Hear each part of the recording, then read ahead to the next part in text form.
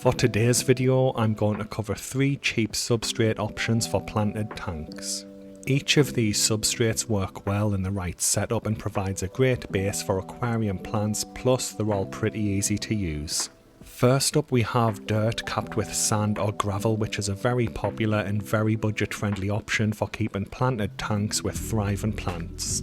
This method has several variations, with the Walstad method being the most popular, and I highly recommend you read the book on this method. The basic idea is to use topsoil or dirt as the base layer in your aquarium and then cap it with sand or fine gravel. I use the cheap and widely available Westland Top Soil here in the United Kingdom, but I'm not sure if it's available in other countries. Here's a screenshot of some other recommended soil and dirt options from the Aquarium wikis page on the Walstad method, but I've not tried any of these ones personally. When it comes to the capping layer, things can get a little bit more complicated. Sand and fine gravel are the most common choices, but some people use larger options such as pea gravel.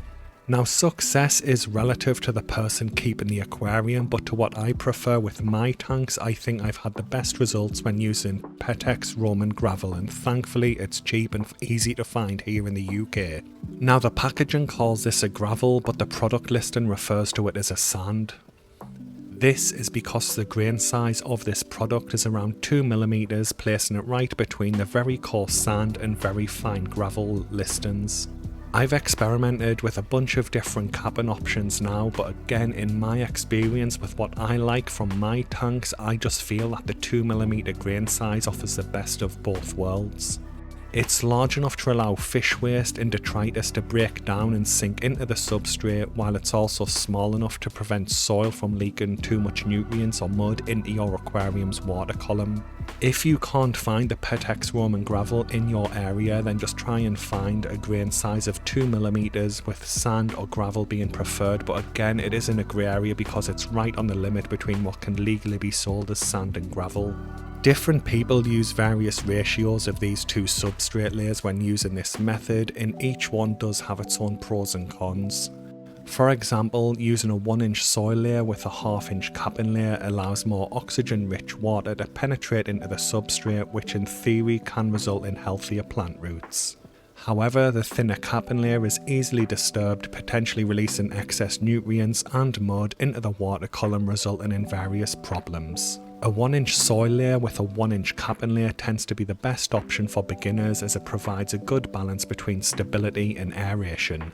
On the other hand, using a 1-inch layer of soil with a 2-inch capping layer can significantly reduce the risk of the soil being exposed, leaking nutrients into the tank, but it may limit the amount of dissolved oxygen in the water getting to the plant roots.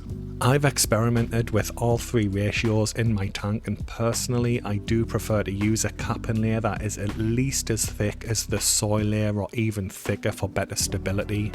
I want to quickly touch on how these substrate layers function in this type of setup, so you can understand why I personally believe this is one of the best substrate options for low-tech planted tanks.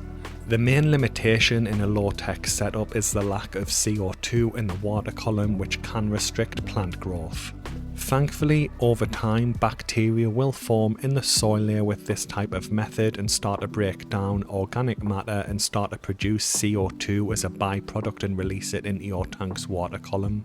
On top of that, decaying plant leaves and other organic matter in the tank can also further increase the amount of CO2 in your aquarium. Diana Walstad's book covers this in more detail, but I couldn't find any publicly available research on exactly how much more CO2 is produced with these two processes. I have seen some experienced people estimate that it is between 3 and 5 times the normal amount of CO2 for a low-tech planted tank. Another benefit that is debated with this type of method is that the soil in the aquarium helps to provide plants with essential micronutrients that may be difficult for it to absorb through the water column, as well as some of the macronutrients it also needs. People often say that plants like cryptocorynes and echinodorus are heavy root feeders, while stem plants absorb their nutrients from the tank's water column, but I haven't found any research to support any of this.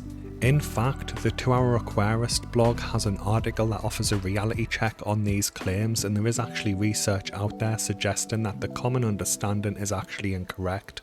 For example, this study on aquatic stem plants grown in different substrates that I link in the description showed a significant increase in plant biomass, length and the number of leaves on the plant when it's grown in a nutrient-rich substrate, suggesting that stem plants can feed via their roots without issue. Now this next study on Echinodorus plants grown in various substrates does have some flaws because it does confirm it's got a control group, but unfortunately it doesn't compare any of its results to the control group. Still, it does offer some insights, and the research found that the natural substrates provided similar levels of plant growth, and they only saw an increase in the expected plant growth when they used 2 inorganic substrates for the test. To me, this suggests that there was very little difference in the Echinodorus plant growth from the natural organic substrates that most people in the hobby will be using with lower tech tanks. I just wish this research had compared its results with the results of the control group so we could see if there was any real difference from the substrate. So based on my understanding and what I've seen in a lot of my own tanks, most plants will absorb nutrients through their roots and via the water column. So when using this method in your own planted tanks, the soil layer can help aid with root nutrient uptake, while decomposing fish waste, food and plant matter can help add nutrients to the water column. The capping layer in this type of setup serves to keep the soil securely at the bottom of the tank, preventing any mud from getting stirred up and reaching into the water column of your tank. Another added benefit is that after the initial ammonia leakage from the soil into your tank, it will also help lock the nutrients into the soil layer. In theory, the capping layer will also increase the amount of surface area that is in the aquarium and available for colonization by beneficial bacteria and archaea to help maintain safe and stable water parameters. Many people do use this substrate method in filterless aquariums, but if this is your first tank, I highly recommend using a small hang-on back filter or sponge filter to ensure the safety of your fish. So moving on to the next substrate option, and it's aquasoil. Since I'm focusing on budget-friendly choices, we'll be specifically looking at fluval stratum, which is one of the more budget-friendly and easy to find options.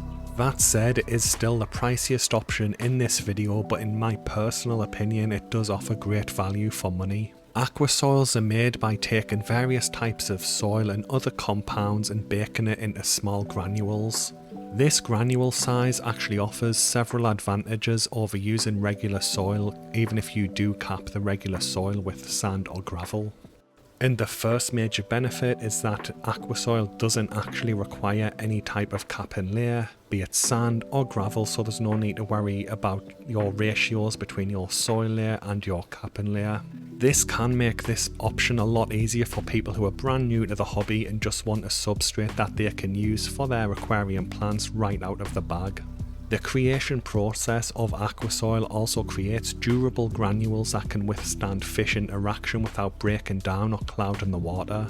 Now these do break down over time, but they are generally quite solid and can take a fair amount of punishment, as you can see in these clips with my Corydoras foraging around in the aquasoil. Another advantage of the aquasoil granule size is that it is between 3 and 5 mm, which has been specifically designed to allow oxygen-rich water to penetrate into the substrate and reach your plant roots. If you remember back with the dirt capped with sand or gravel method, this was one of the main things that people use different cap and layer ratios for, but with aquasoil it's specifically designed to avoid this problem. Another advantage of this is that it helps to prevent the formation of anaerobic pockets in the substrate, which could theoretically harm plant roots and release toxic gases. Now the realistic risk level of this actually happening in the average dirted tank is often debated, but aquasoil does just remove the risk completely. The final benefit of aquasoil is its lightweight nature, which reduces the overall weight on your aquarium's base plate, minimising the risks of any cracking problems. However, the downside of this is that the light weight can make it a little tricky to plant some species of plant into the substrate and they may float off. Still, this has never been a serious issue for me, and all of the different plants that I've used in my tanks have been easy enough to secure in the aquasoil. I like to think of aquasoil as a substrate that you pay a little bit more for compared to the other options, but it's very user friendly since you can simply add it to your aquarium right out of the bag and get things going. One often overlooked aspect of aquasoils is the varying nutritional levels dependent on the process that was used to create the product. For instance, fluval stratum, to my knowledge, isn't treated with an ammonia solution to boost its nutritional content for your plants, whereas something like ADA Amazonia is. This keeps fluval stratum cheap and minimises the amount of ammonia released into your tank after the initial setup, keeping things as easy as possible. While plants do benefit from nitrogen compounds such as ammonia, it is harmful to fish, so substrates like ADA Amazonia may require more frequent water changes during the initial setup phase depending on your specific setup.